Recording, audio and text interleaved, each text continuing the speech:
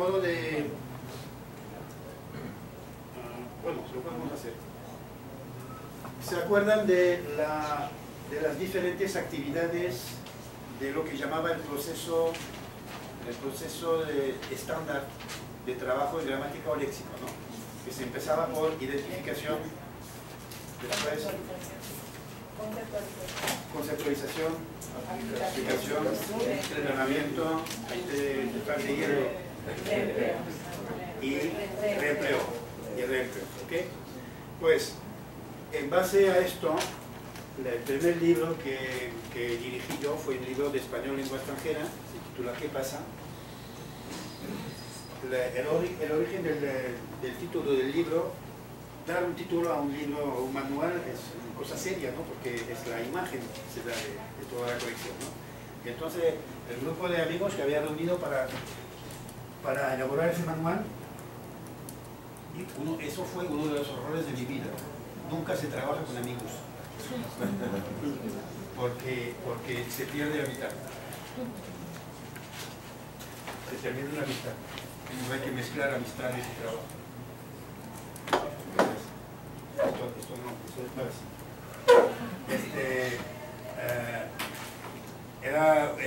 era para español lengua extranjera en Francia, ¿no? Y estábamos reflexionando sobre cómo vamos a llamar esta colección de manuales, porque era desde la clase de quatrième hasta la clase de terminal, o sea, 5 años, ¿no? 5 años antes del año de bachillerato en Francia, 5 años, ¿no? El mismo título forzosamente, ¿no? Y entonces uno de los amigos con el que me reuní después tuvo una idea genial en ese momento. Dijo, bueno, a ver si el título, por lo menos como el alumno, el profesor lo va a repetir constantemente, a ver si ese título podría erradicar definitivamente uno de los errores gramaticales que hacen los franceses en español. El francés se dice qu'est-ce qui se passe, no qué pasa, sino qué se pasa. Y entonces ese amigo contaba que cuando empezaba clases con principiantes, lo primero que hacía es escribir en la pizarra qué pasa, qué se pasa, se pasa. El francés no es eso. ¿Qué se pasa? No es eso en español, sobreentendido, ¿no? Y entonces llamamos la colección ¿Qué pasa? Para que por lo menos, llegando al examen de bachillerato, ningún alumno con esos 5 años de trabajo con la colección ¿Qué pasa? A lo mejor no diga ¿qué se pasa aquí? O en el texto vemos que se pasa tal cosa. ¿Qué? Bueno, eso es una pequeña anécdota.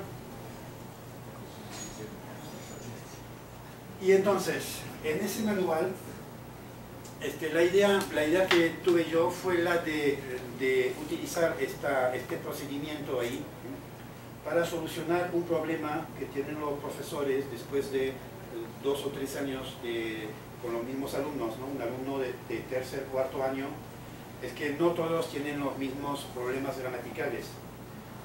O el mismo punto de gramática, algún alumno es capaz de identificarlo, de conceptualizarlo, pero ya no sé cómo aplicarlo, y otros al contrario ya lo reemplean de manera espontánea, ¿no? Y entonces hacer revisiones gramaticales es tiempo perdido para los que ya manejan bien la estructura gramatical.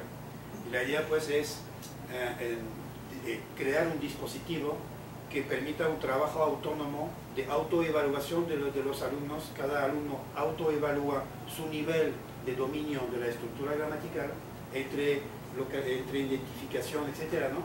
Y en función del resultado, pues, va haciendo el trabajo. Si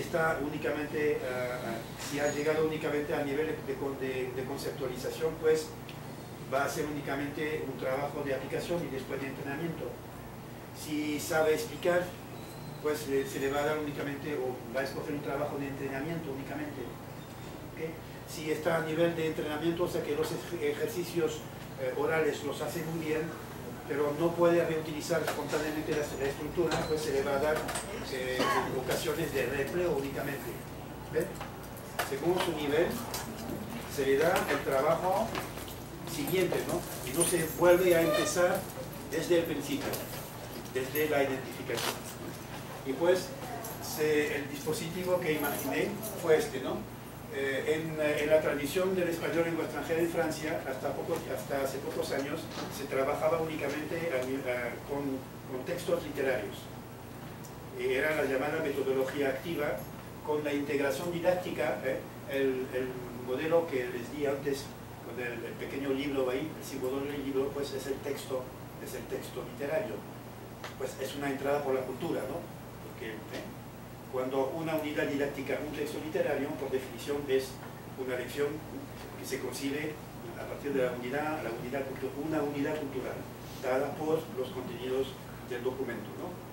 Pues, un documento, se proponen aquí preguntas sobre el texto que obligan al alumno a reutilizar una estructura gramatical. ¿Okay? Si lo puede hacer, ya está. Si espontáneamente al comentar un texto es capaz de reutilizar una determinada estructura gramatical, es que está a nivel de reempleo. Ya se terminó. Si no consigue hacerlo, pues se le propone un ejercicio de autoevaluación de su dominio. ¿Okay? Se le propone y según los resultados, pues va a haber una serie de circuitos diferentes, ¿okay?, para que complete su nivel de dominio hasta llegar al nivel de reempleo. ¿Okay? Esto es muy fácil de hacer en un dispositivo electrónico, ¿no? Informativo. Pero no era, eso es en los años 91, 92. Y era únicamente una serie de conocer tal página, ver tal página, una serie de, ¿cómo se dice?, de renvoi, de referencias. Envíos. De reenvíos. Una serie de reenvíos muy complejos, ¿no? O sea que era un dispositivo que yo considero personalmente como genial, pero que fracasó totalmente porque era muy complicado de utilizar. Muy complejo.